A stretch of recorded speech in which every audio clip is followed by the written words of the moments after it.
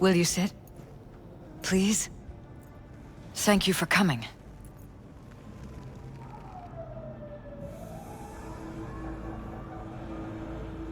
Why are we meeting here and not at your pad? Because I have something to confess. In private. Not in front of Jeff. Okay, confess away.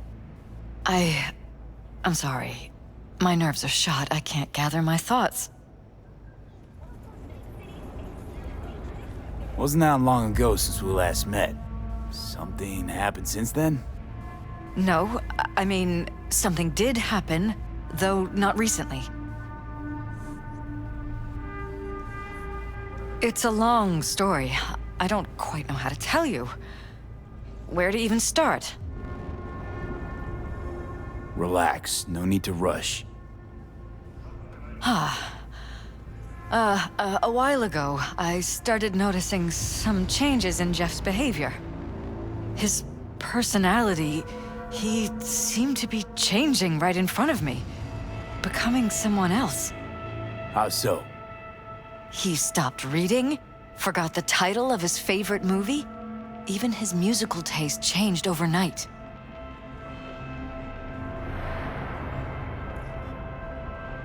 Once, I said we should visit his brother's grave, and he told me that he'd been an only child.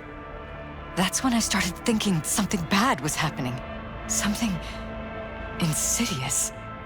And not just with Jeff. Notice any changes in yourself? After some time, on several occasions, my friends pointed out that I was acting strangely. That must have been hard. It was. You know, it's at times like those you start to question reality. Notice any changes in After yourself? some time, on several occasions, my friends... That must have been hard. It was.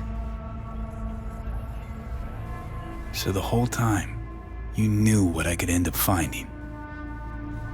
I don't know who, how, or why, but they're changing us. That concealed room in our apartment. What about it?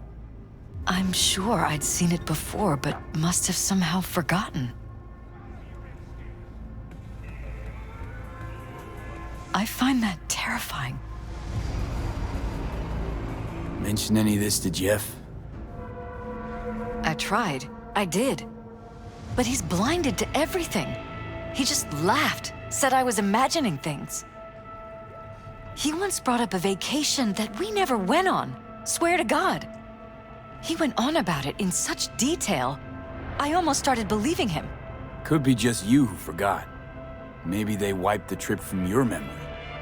Hell, I don't know anymore. Don't you get that? You haven't told me the whole story yet, have you? I saw a stranger in our apartment one night tinkering with the monitors. But I was in such a state by then that I didn't know if I could trust my own eyes. So you didn't do anything? I don't remember what happened. I talked to security the next morning. I find it strange you took this to security instead of your husband. I thought I was going insane. I wanted to see what was on the feeds first. There was nothing there, of course, so what was I supposed to tell Jeff? And then, the next day, I got a call. Who was it? Them. Whoever they are. There was a garbled voice on the other end. He never introduced himself. They threaten you, try to blackmail you. They said I was walking on thin ice. That if we kept stirring up trouble, Jeff could have an accident. Then they wiped any record of our conversation. It was as if it had never happened. So I'm begging you, V. Jefferson can't find out about any of this. Ever. His life depends on it. You knew who sent the intruder, but just strung me along anyway, Liz. I didn't have a choice. I didn't know what to do. You wanted everything just to go on and flow on because it was convenient. Convenient? You got the perfect life. A prominent husband. You don't lack for a thing. You think I'm having fun? You have no idea what it's like, living like this. What if you're just saying what they programmed you to say? Just reading off a script based on thoughts planted in your head. All I know is, I love my husband, and I want him to be safe, and happy. Or that's what they want you to know. You know what Jeff will do if you tell him? I know my husband. He'll start looking on his own. He can't find out about this. It'd destroy him.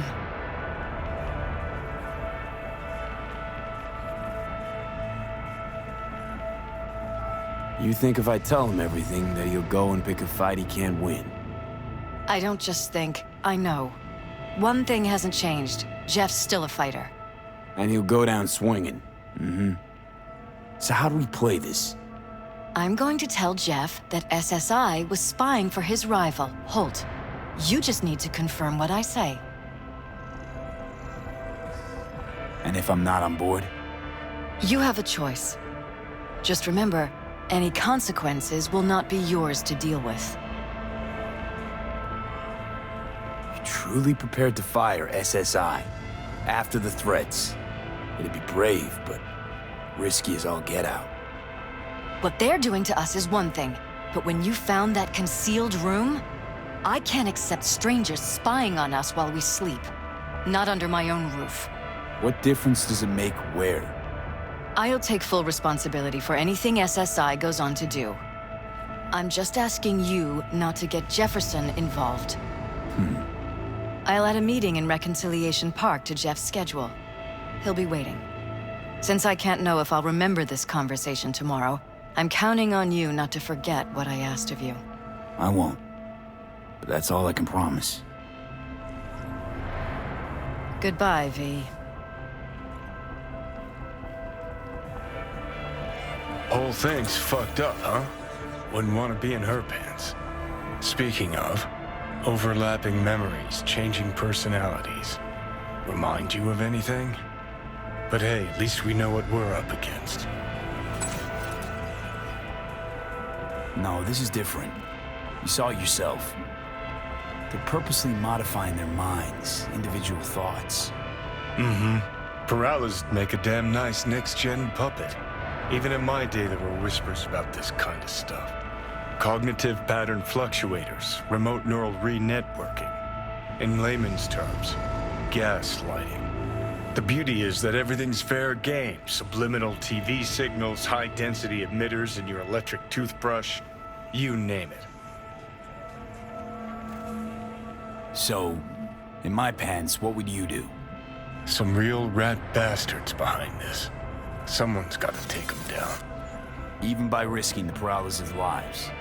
Fuck knows what kind of shit a mayor controlled by puppet masters could pull.